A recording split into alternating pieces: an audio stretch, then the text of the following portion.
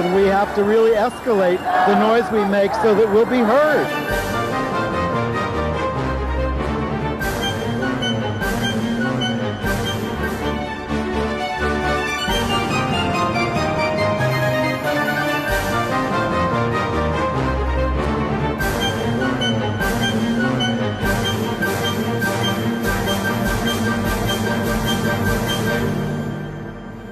Welcome to Gay USA. I'm Andy Hum. I'm Ann Northrup. And in the news this week, you might have seen it, out gay Pete Buttigieg officially announced for the Democratic nomination for president, and he talked coming out issues with Rachel Maddow. We'll have a lot to say about all of that. And we'll also have a lot to say about ex-Pope Benedict, who blamed homosexual cliques in the priesthood for the abuse crisis that he enabled. Our guest is Mick Meenan, who just settled a suit against the Archdiocese of New York for abuse by a priest who became a bishop.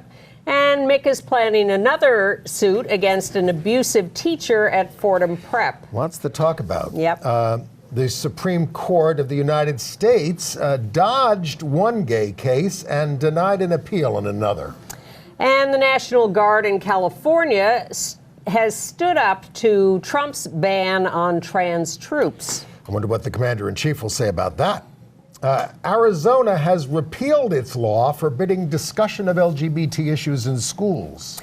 And an upstate New York clerk had to practice the walk of shame, apologizing for denying a marriage license to a gay couple.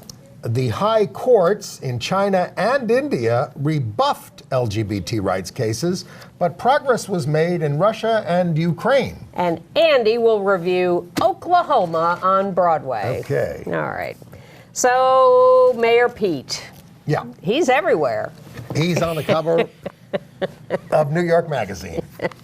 He's on half the MSNBC shows. He's all over the news with his announcement. He is the flavor of the month.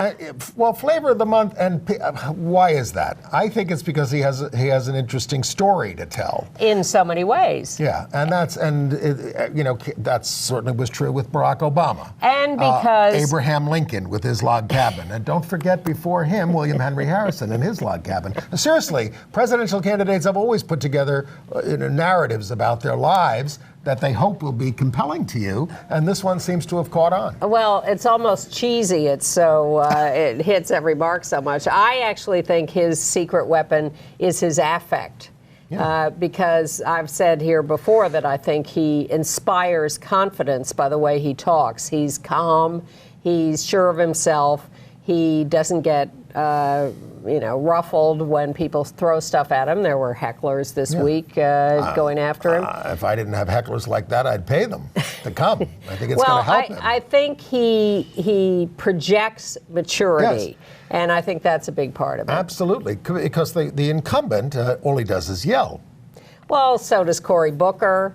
Most of them get before a crowd, especially yes. a big crowd, and they think they have to talk like this. You don't. The mic picks up what you say, and everybody will hear it, and you need to work on that. Well, the other thing is that when you are softer, you draw people in more. When you yell at them, you repel them. So this is just a lesson in public speaking. Yeah, we've done both over the years. Yes, but I have certainly learned by trial and error that if you speak more softly and gently and really in a conversational tone, that you will draw your audience in more. So that's what he's doing. In his announcement speech on April 14th.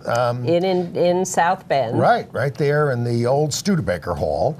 He talked about, as part of this, and we're not, you can see the whole thing online, it's quite available, but he talked about having to take, we're going to go into some of the gay parts, he talked about having to take his mother to the hospital and how his husband, Chasten, was involved.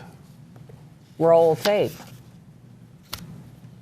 So that tough day, I had a few things going for me, as difficult as it was. I had Father Brian, who gave the invocation today, who lifted us up with faith and companionship. And I had my husband, Chasten.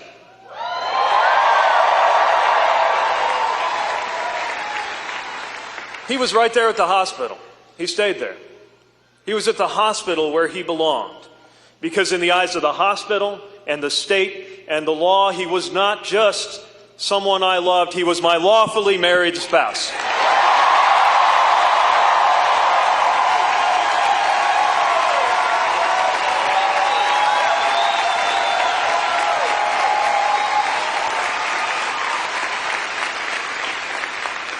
Our marriage exists by the grace of a single vote on the U.S. Supreme Court. 9 women and men sat down in a room and took a vote, and they brought me the most important freedom in my life. How to integrate this in a way. Well, I have a couple of things about this. First of all, I highly resent hospital rules that say only your married spouse can go into the room. I think people ought to be able to designate a lot of friends and family. It's called a healthcare proxy. Yeah, well, no, but I mean, people should be allowed to visit, and you should be able to. Can't have everybody beyond a healthcare proxy. It should be a more informal process. But who has the right in certain circumstances to see a person is limited by certain relationships. I think that's unfortunate.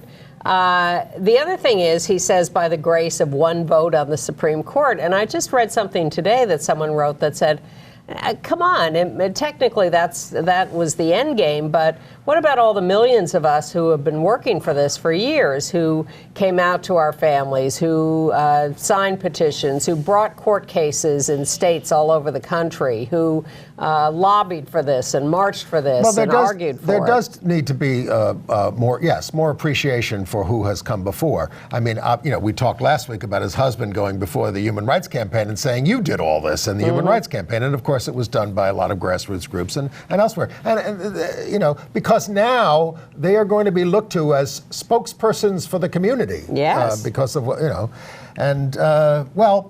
but. And Pete is going to give the keynote speech at the HRC dinner in Las Vegas on May 11th. And I think the fact that he is openly campaigning at LGBTQ plus events, the Victory Fund, HRC, is good. I think not everybody would do that as a presidential candidate. We can all debate how this is going to affect his candidacy. I think it's in the long run, it's certainly going to help normalize gay people for the country and all that. Already has. And all that. Yeah. But he got later in the speech to talking about his peroration. Towards the end of the speech, he talked about where we are and how we have to turn the page. And he said, he sort of talks to his 17-year-old self and integrates a bunch of issues, including his sexuality. So why don't we watch that part as well? Okay. And it will take courage to move on from our past. We're not going back. If I did get a chance to go back, it wouldn't be out of a desire to live in that past. If I went into the past, I'd go just 20 years back. So I could find a teenage boy in the basement of his parents' brick house, thinking long thoughts as he played the same guitar lick over and over again on his little Stratocaster, wondering how he could belong in this world. Wondering if his intellectual curiosity means he'll never fit in. Wondering if his last name will be a stumbling block for the rest of his life. Wondering what it means when he sometimes feels a certain way about young men he sees in the hall at school. If it means he'll never wear the uniform, never be accepted, never know love. If I found him and told him what was ahead, would he believe me?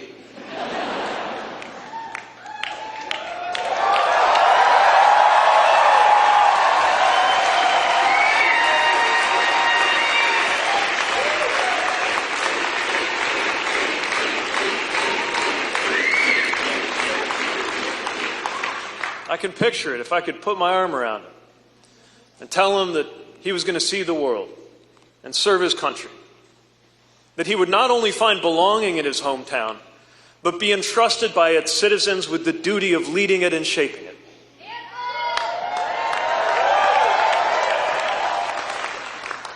that he would have a hand in transforming the neighborhoods he knew as a boy, and that he would help the lights come back on in that giant factory whose broken windows loomed like the faces of a ghost over the ballpark where his dad used to take him to games, where he wondered if this city was his own. To tell him that he'll be all right. More than all right. To tell him that one rainy April day, before he even turns 40, he'll wake up to headlines about whether he's rising too quickly into becoming a top-tier contender for the American presidency.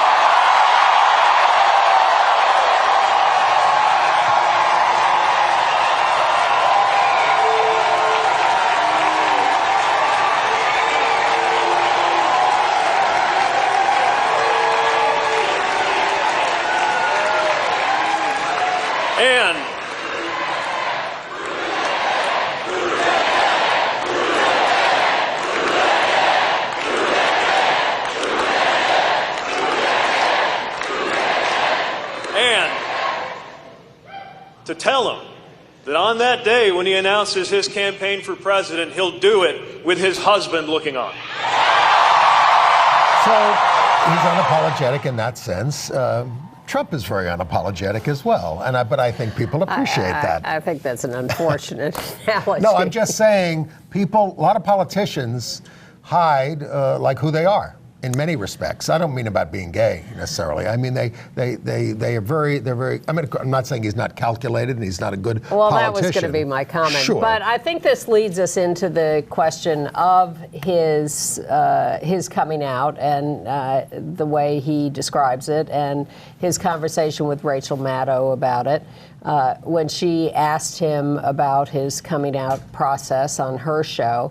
Well, I think he was giving us signals a long time ago when he won the Profile and Courage Award for an essay he wrote in the year 2000 when he was a kid from the Kennedy group that gives out the Profile and Courage. He wrote about Bernie Sanders for a variety of reasons, but he especially praised Bernie's support of same-sex marriages. He put that in his essay. Mm-hmm. I think something was going on that he was sort of trying to tell us. Sure. No, absolutely. I would agree with that. So I've had a number of conversations with people since the Rachel Maddow interview. Me too. Some are furious that she asked the question at all. Lesbians saying to me. Well, let's see what she asked him. I mean, she said, "I don't understand how you, a fellow Rhodes Scholar, could keep your identity bottled up for so long. I couldn't have done it."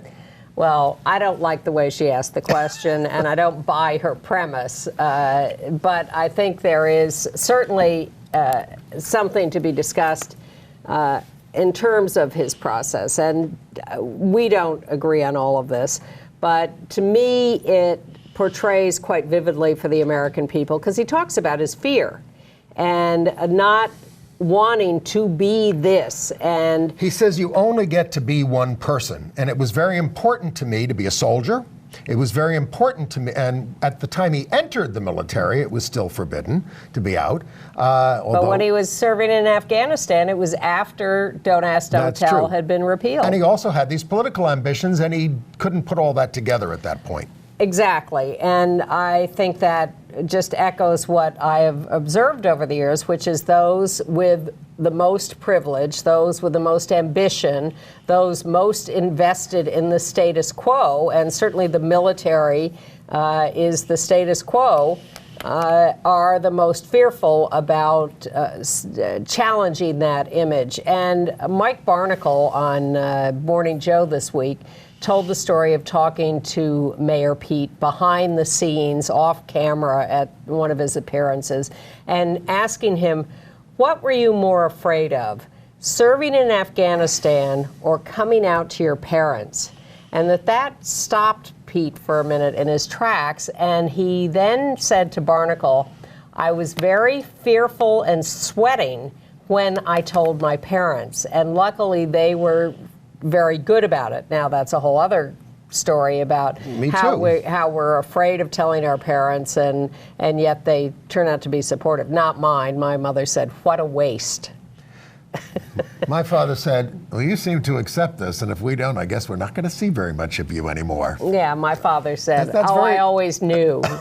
To which I said, then why didn't you say something to me? Anyway. Anyway, but I think that I think it's important to understand that even with supportive parents sitting there, even in a world as advanced as we think ours is these days, that people still confine themselves in this personal bubble. No matter what's going on around them, all they see is their own fear of assuming minority status, of rejection, of failure in their career ambitions, and they stay closeted for a long time. But I think what Rachel was trying to get at, and sexuality is a powerful drive.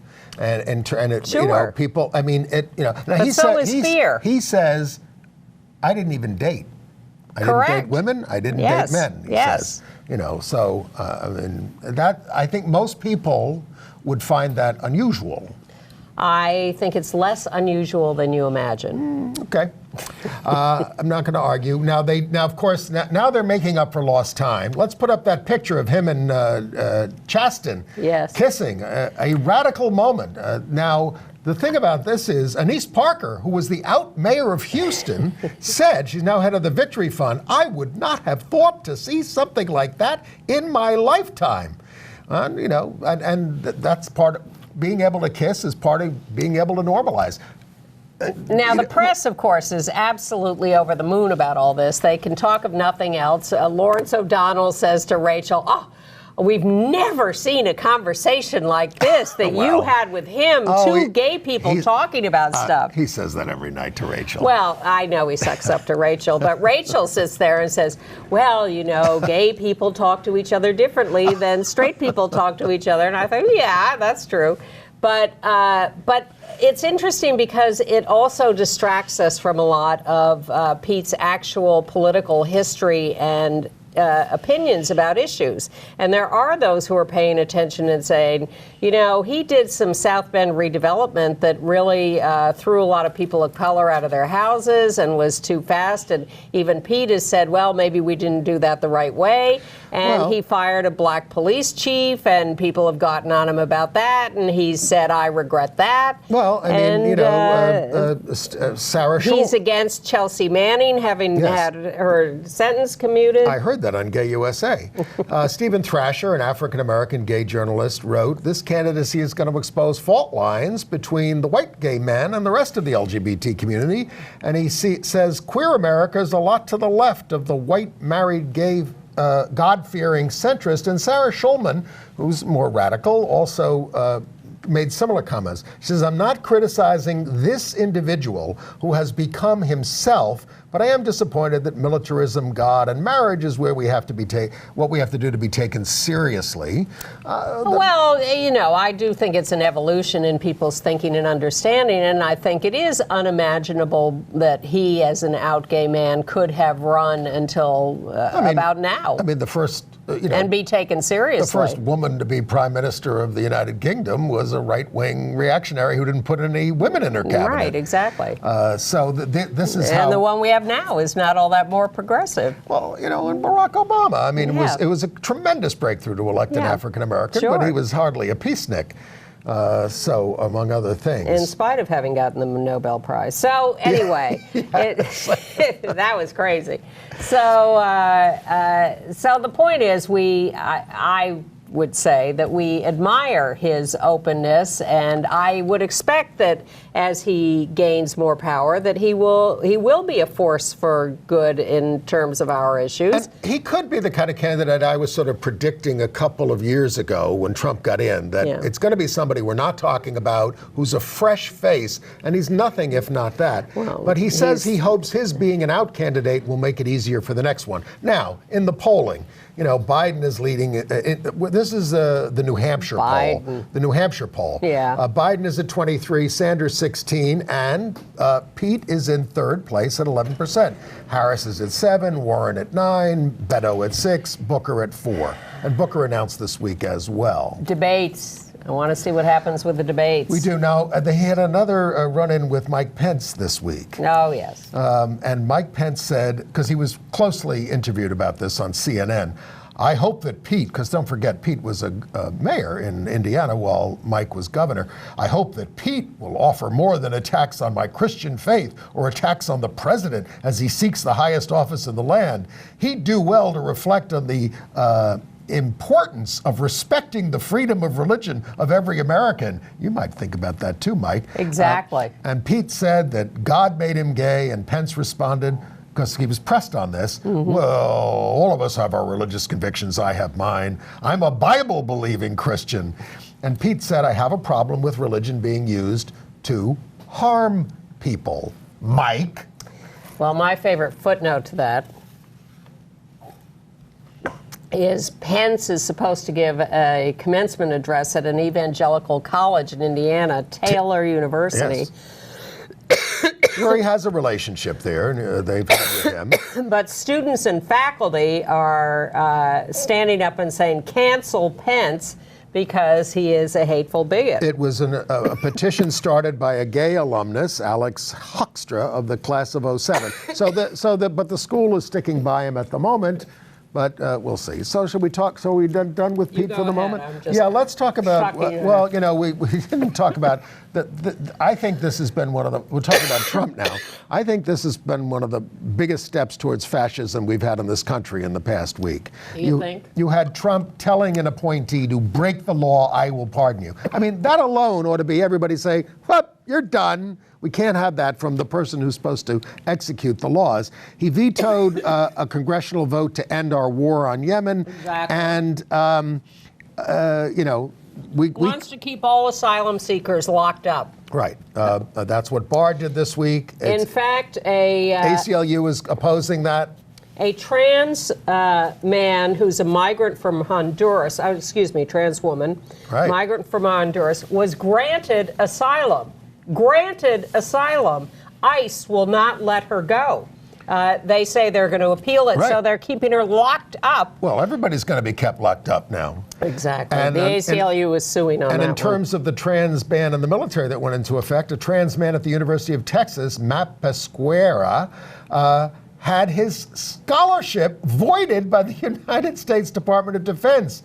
He had a 3-year reserve ROTC scholarship. He'd already had top surgery, hormone replacement, and gender marker name changes, all that. But the ROTC department chair could not get him grandparented in under this policy. Exactly. He still wants to serve this country, which is abusing him. And I saw a trans member of the military on, I think, CNN, as this was going into effect, saying, even though I am grandfathered in because I was serving as an out trans person before the ban took effect, this now interferes with my career. I cannot be promoted. Hey.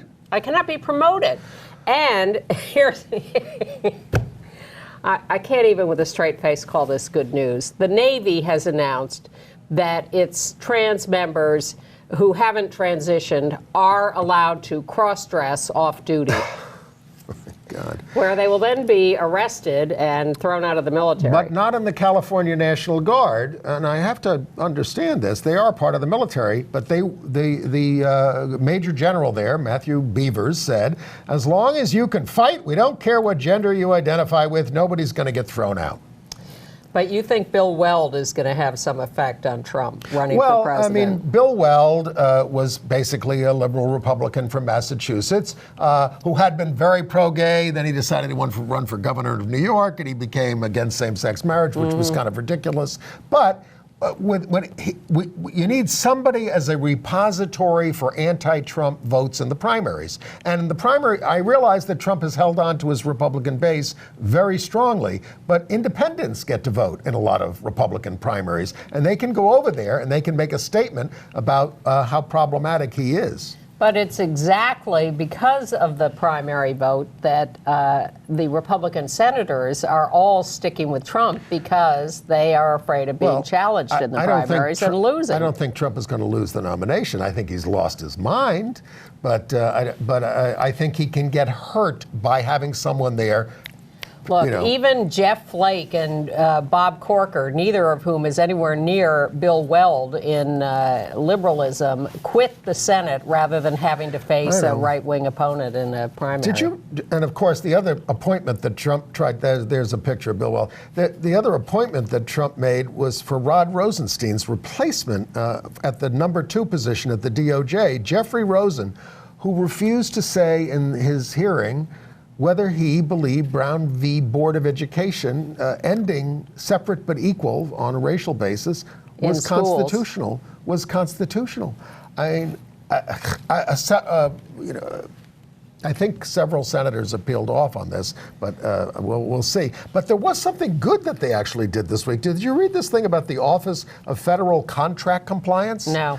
The director is a guy named Craig, L-E-E-N, Craig Lean. He told legal representatives of legal law firms at a town hall that his office is concerned about the lack of diversity at big law firms, especially at the top, and that this agency demands no discrimination based on race, color, religion, sex, national origin, sexual orientation, gender identity, disability, or veteran status.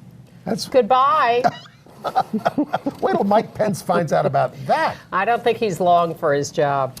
What else with Trump this week? Well, let's talk about the Supreme Court before we get to our guest. I mean, I think we should. Couple things. First of all, I keep reading. I read on the cover of USA Today that Roberts and Kavanaugh are moderating influences on some of these the crazier people on the court. But this week, the court refused to hear the appeal. We have a picture of him, of South Dakota death row inmate Charles Rhines. A jury sentenced him to death because some on the jury felt that letting a gay man have a life sentence would be a pleasure to him, being with other men. Just what he wants. We're not letting him have that. We're going to kill him. He's been on death row for 25 years, and now the court they're essentially ruling, well, you raised these issues too late. Yep. Or it's too amorphous. We're not interested in hearing it. So we're not even going to hear your case. We're just rejecting it. On the other hand, the right wing, the Alliance Defending Freedom, all those kinds of folks, maybe Liberty Counsel, brought cases against New Jersey banning conversion therapy and asked the court to overturn that and say that states should not be allowed to ban conversion therapy because religious freedom allowed people to do it. Even though it doesn't, those laws don't ban religious practitioners from doing it, they just ban state-licensed medical practitioners. And getting third-party reimbursement for doing it. Right. The court refused to hear that But they're going to keep trying on this. They have another they keep angle trying on it. everything. Well, I'm saying they immediately filed another case on that particular case. It's how they fundraise and keep themselves paid. But the big cases that we keep telling you about, whether Title IX and Title VII, which forbid sex discrimination, cover us as sexual orientation or gender identity, they still haven't ruled on. Now, they're having a conference this week, we'll find out about on Monday, April 22nd. We'll see how much of a moderating influence Roberts and Kavanaugh are. Correct. And they're also going to decide whether to take another wedding cake case. Correct. I guessed correctly. Okay. All right, well, let's get to our guest because enough politics. Mick Meenan, come on in here, grab that chair, slide in. Mick's been good to see you, Mick. Come on in. Closer. The cameras need to capture us. One of our fellow journalists. You reported on education for New York One. You wrote for the New York Times. We were colleagues at the Gay City News. You wrote terrific stories there, award-winning stories. And you were here 2.5 years ago talking about your case against the Archdiocese because... No, against Fordham Prep. Against Fordham Prep. My religion teacher at Fordham Prep had sexually assaulted me. And my attorney, Mitchell Garabedian, had helped me to settle a out-of-court settlement. This is, again, before the Child Victims Act was passed, before I had any legal redress in the state of New York, because these matters are time-barred. Right. There's a statute of limitations, or there was. They've now broadened it, right? Well, because I settled with Fordham Prep, I can't now go and bring them to court. The reason why I did settle with Fordham Prep is because I've been living in deep poverty. Right. And I remember saying on your show, I am an Ivy League graduate living on food stamps. And that makes a lot of people uncomfortable, you know, when they hear that perhaps, but that's the fact of the matter. Right. And it took that level of deprivation to force me to take the actions I've taken against these men who sexually abused me. Ferdinand Beck was a lay religion teacher at Fordham Prep who, in my senior year, engaged in a felony crime that would have been a multi-count indictment in the Bronx, or in Westchester, actually. In Westchester is where it happened. Had he been arrested. And Janine Pirro should have gone after him in those days. Well, that would have involved me yeah. filing a complaint at that time, and Hard. there are reasons why I didn't do that. Of course. I was a 17-year-old kid who was in the midst of unbelievable torment over my sexuality. Just like Pete Buttigieg. Which is one of the reasons why this predator targeted me. Yes. Because I had confided all of this in him. He knew, kind of like as a spiritual advisor, exactly what was going on. The boy who I was head over heels in love with at the time was in the same house asleep when this sexual attack occurred. I have met other men from Fordham Prep who have also been victims of Ferdinand Beck. And this guy had a criminal pattern that he followed. The way someone would rob banks or that they would rob cars, or this guy went after 17-year-old boys, waited till they were asleep or drunk, would undress them, and then perform oral sex on them. And he only stepped down as a teacher like last year? No, he stepped down. He didn't step down. They fired him because I came forth and went public, and they hired an outside law firm to do an investigation, and they forced him out. He has other victims. I'm not the only victim. I've spoken to some of these victims. Now, there was also this priest that went after you, who went on to become a bishop. Right. John Jenick, Yeah. in the Bronx. And he was removed from the parish that he was serving. No, he was removed from, no, the bishopric covered the Bronx. Oh, I mean, okay, he was not. He had been a pastor of a parish, but I see. mean, you know, it's, again, these things have patterns. I come from a highly Catholic, Irish, ethnic, working class, little clamshell in the Bronx. And just like thousands and thousands of other young Irish guys who also grew up in these little clamshells, these priests had more authority than the cops. Sounds very 19th century. You know, they had more authority than your parents in some cases, Yeah, because sure. parents were beleaguered.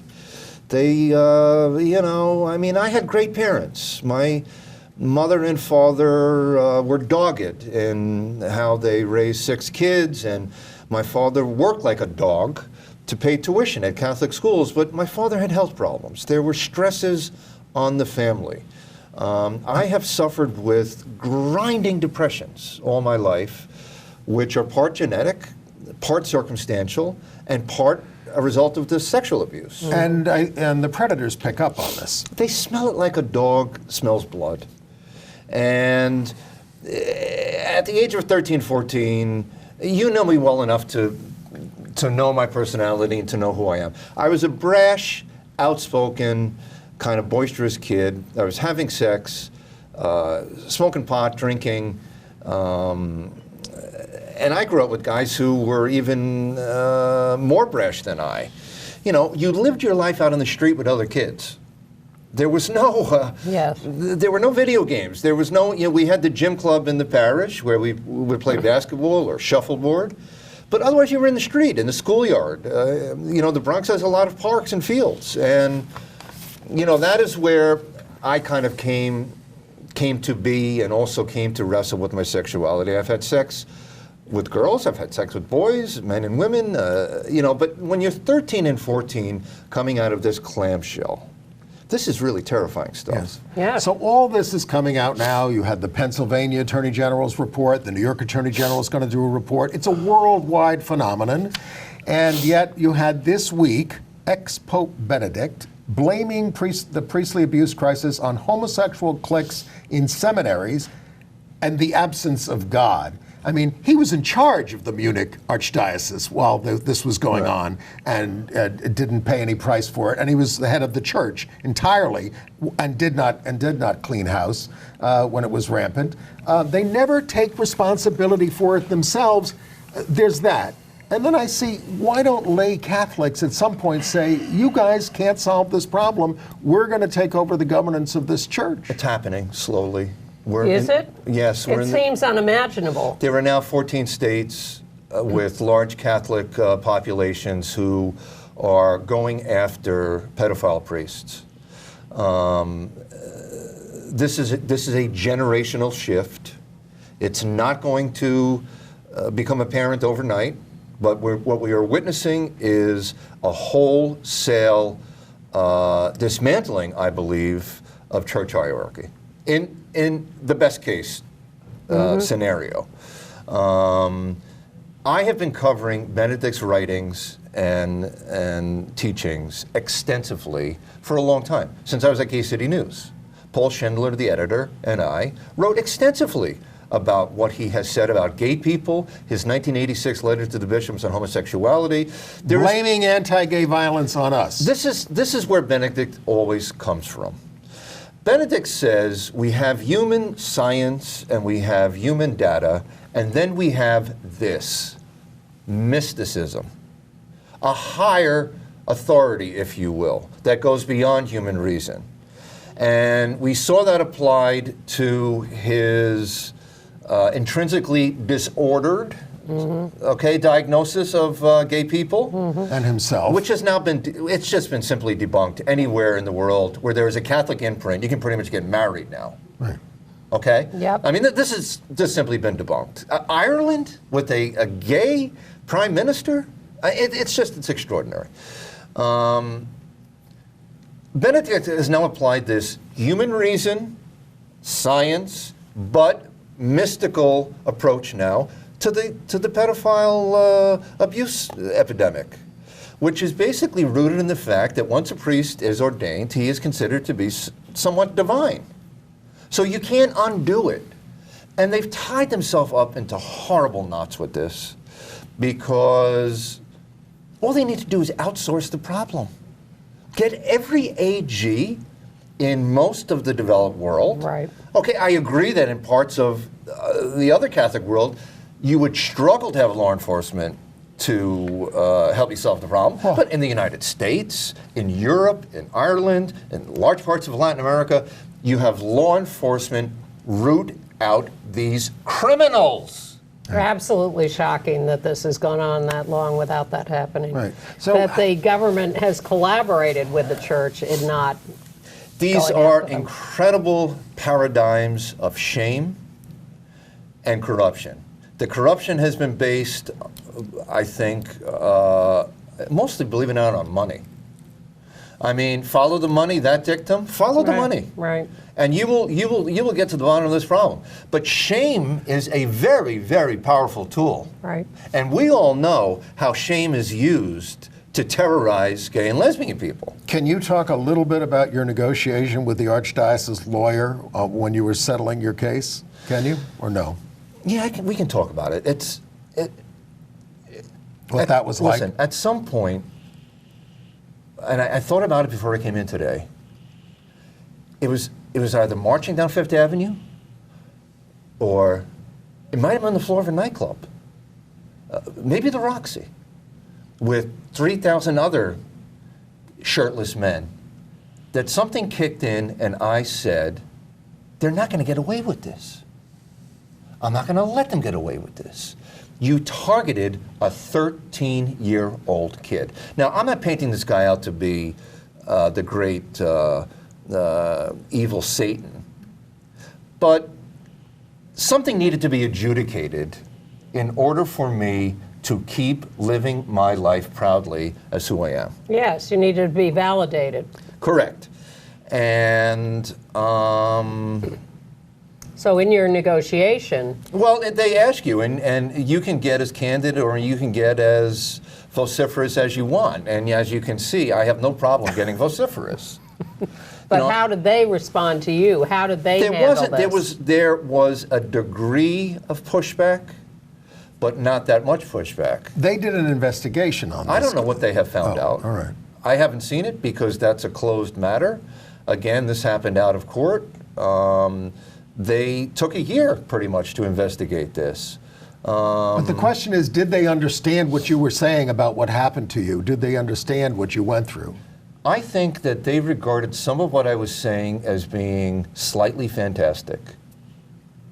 When I tell you that at the age of 14, I am sitting drunk in a movie theater in the Village with my parish priest who's showing me, art flicks that involve boys being anally raped. I had never seen this kind of stuff growing up. I'd never been exposed to any of this. I mean, my response immediately was, how am I supposed to respond to this? So that's how he groomed you. Okay? There was that process. Mm-hmm. There was the process of the liquor. There was the process of ingratiating himself to my family. These are incest-based crimes. These are forms of incest. You are calling this man father. He is in your apartment on a regular basis, unannounced. Unannounced. No appointments made. So, you've kind of responded to the nonsense that Benedict was saying, but so are you at all hopeful that we are actually going to be making some progress to finally stopping this? You're talking about the clergy? Yeah. No. What needs to happen is Catholics need to pull back their money, stop giving money to the church, and then people say, well, children need to go to school, and the Catholic high school in my community is very good, and why should I send my kid to a crappy public school? Well, to each their own. But in terms of the amount of money that has been given to the Catholic Church, pull the money back, okay, and you will see that they will start to sing a different tune. Attorney generals in every state in this country, or certainly where we have large Catholic populations, and perhaps that includes the United States Department of Justice, need to do an extensive investigation so that we get the correct numbers. Okay? Living and dead. Who are these guys? Where are they? What are they doing? The guys that are alive and that you can bring indictments against, you need to prosecute them. Okay? Send them to prison. And to me, it appears logical that the first thing the Vatican would want to do is to defrock. Yes, now they've opened up in New York State for 1 year the statute of limitations on your ability to sue on this. You didn't have, usually it was a short period where you had to do it when you were like 23. Now you can do it for a year. But what about statute of limitations on crime on it? Have they changed It's up that? to 55. On crime? No. The criminal, I think, was up to 28, which is still too low. There should be no statute of limitations. None. The statute of limitations is a false time limit that is put on my brain. The reason why I brought these cases is because I've spent decades in treatment researching how my brain was impacted by this trauma. Well, yes, we talk about the trouble some people have coming out, but coming out about this. And you've been very, very brave to do so. Andy, I grew up appreciate I grew up in a neighborhood where people were women were getting knocked over the head on a regular basis and robbed on the street. I grew up, unfortunately, in a time of high crime. These, to me, were crimes that simply needed to be adjudicated. Well, you played a very central role in helping bringing this out. You've been very brave. and still are, and we appreciate that. Well, I want to thank you for the opportunity for coming back on here. I want to thank you for the support and the friendship you've given me. You have been an absolute stalwart. Well, you have been. And, he is. And let me tell you, these are moments in your life where it is very clarifying and defining as to where people stand when it comes down to push to shove. Okay. Well, thank you. Congratulations on the settlement.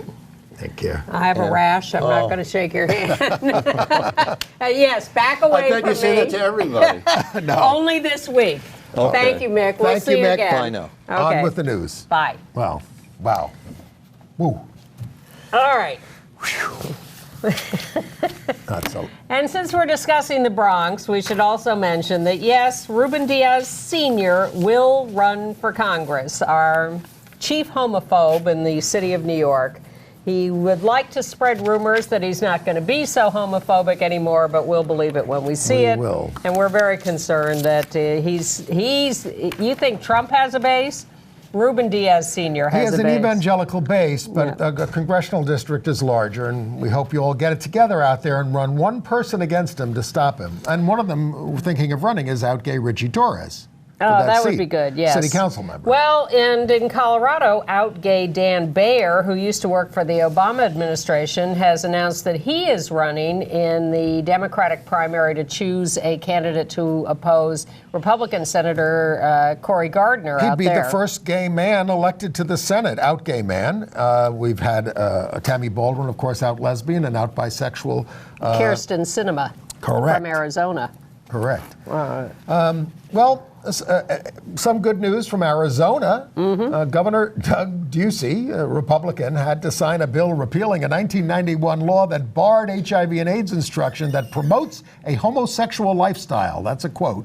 It's an attempt to end an LGBTQ lawsuit versus the state, and the Republican Attorney General, by the way, refused to defend the state from the suit from the National Center for Lesbian Rights. So that's good news from Arizona. And in, where else? Well, in upstate New York, a town clerk in Root, New York, R-O-O-T. She refused a same-sex marriage license to a gay couple in 2018, Sherry Erickson. But this week, she publicly apologized for the hurt she caused.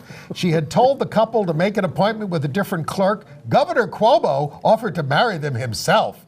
But they had to settle. That's not the answer, Governor. They had to settle a lawsuit for $25,000, and she had to make the public apology. And she said, "It won't happen again." I can only imagine what pressure they put on her to do that. Well, it didn't break Kim Davis.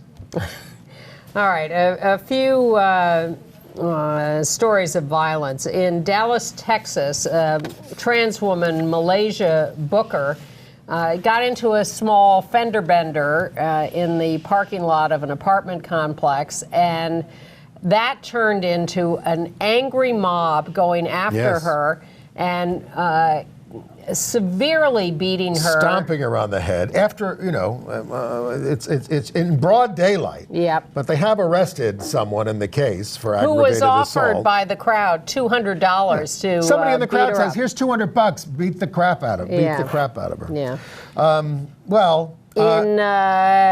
In Louisiana, we told you about the black church fires, that arson fires that were suspected. Well, they did arrest someone named Holden Matthews. Get a load of... Yes. Yes, that's him.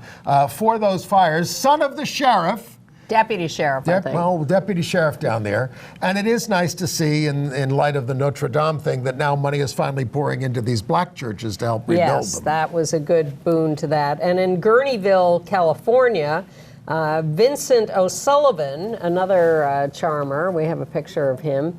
There he is. He has been sentenced to 9 months in jail and 3 years probation because he very violently threatened a gay man there with attack and violence, and said he was going to bring pipe bombs and blow up the place where he worked, and he called him a lot of bad slurs. In better news, San Diego is going to fly rainbow flags at the airport around the Chick-fil-A outlet in the airport. Yeah. And in Florida, the South Florida Sun Sentinel won the top Pulitzer Prize, the Public Service Award, for its reporting on Parkland, because they did not only on-the-spot reporting, but they followed it, and they followed the consequences for the kids, and they followed up on legislation, and they just did in-depth reporting over a long period of time. And so they won a well-deserved Pulitzer. Now, we told you that the American Museum of Natural History was going to rent its hall to a Brazilian-American group that chose to honor Bolsonaro, the fascist president, anti-gay, anti-woman, anti-everything of Brazil. There was a huge outcry over this. The Bolsonaro, huge outcry over this, especially from the staff that said, we can't have this in the building. So the museum said, no, we're canceling the event. But Revolting Lesbians, the group that's been out there for years trying to get Rebecca Mercer, also a right-wing nut, off the board. She's a climate change denier, had to be out there again. And the museum said, oh, we don't judge people by their politics on the board. We just take their money. Did you say the airport in California was in San Jose or San Diego? I said San Jose. Was I wrong? No, you were correct. Oh, maybe I said San Diego. No, I just didn't hear you correctly. And Morehouse College in Atlanta, a historically black college, is going to admit trans men there. Yeah, but they're going to, here's the deal. And Spelman next door, which is the women's college, a couple of years ago decided to admit trans women. But Morehouse is being very strict, which is not what some other colleges do. If you enroll in Morehouse as a man and you transition to female, you're out. You cannot stay. Now, Smith lets people stay when they transition, even though they're a women's college. So it's a little controversial. Also, they're insisting on male pronouns for everyone. They're not recognizing the non-binary. We skipped a political horror show. We told you Roy Moore was looking to run for the Republican nomination for Senate to oppose Doug Jones in 2020. Well, he's polling among the Republicans the highest at 27%. Over 3 members of Congress. I think it would be kind of nice to have him as the candidate again. Only 50%. The Republican Party there is horrified at the idea he may be the candidate Only 50% again. of voters say that they want a Republican to replace Jones. That's interesting. The Campus Pride organization has listed its shame list of 150 worst colleges for LGBT students. You can find that at campuspride.org/shame list. The Texas Senate passed 2 anti-gay bills. We haven't heard what's going to happen in the House on these things. They're rather complicated things, but it's all about getting us. In Los Angeles, there's going to be a memorial service for Virginia Uribe from the Friends of Project 10 on June 1st. I'll put that in our weekly email telling you about that. Hopscotching through international news. We can do that, yes. In Russia, in St. Petersburg, a court says a trans woman must be returned to her printing job. She was fired because she was now seen as a woman doing the job. And in women Russia, aren't allowed to have those jobs. They're not allowed to have 456 jobs in Russia. I had no idea about that. Yeah, me either. In Brunei, their representatives are now defending the law stoning gay people to death. It's just for prevention, not punishment. And we're not going to do it to non-Muslims, so what the hell are you worried about? In Edmonton, Canada, they are canceling the Pride Parade because they're having too much of a fight over its political content. But in Toronto, the Pride Parade now won't let uniformed police officers march, so an alternative parade called Unity Inclusion has sprung up to welcome the cops. But they're going to vote on throwing the corporate floats out next year. All right, how about India? The Supreme Court dismissed a plea seeking civil rights for LGBT people, said, aren't you satisfied that we're letting you screw? We got rid of the sodomy law. Leave us alone. You know, that we're not giving you everything else. And the Cayman Islands, I can't remember whether this came in before we got off the air last week, but the appeals court issued an injunction against the same-sex marriage ruling. So that's delayed until an August hearing. In Richlands, Virginia, a gay fortune teller is suing the town because they use the zoning laws to stop him from opening up a tarot card reading business, and he says, freedom of religion. And the ACLU is representing him. Richlands, Virginia. Did we go back to the U.S.? Richlands, Virginia. Oh, I'm sorry. Well, how did That's that, okay. How did that? No, He wrote it in the wrong place. It became part of the United States after the Civil War. In Armenia, a trans activist was invited to address parliament, but is now getting death threats. China? Sure. The Beijing High Court rejected an appeal challenging China's ban on LGBTQ internet content, and the country's largest internet social media platform has been removing such content.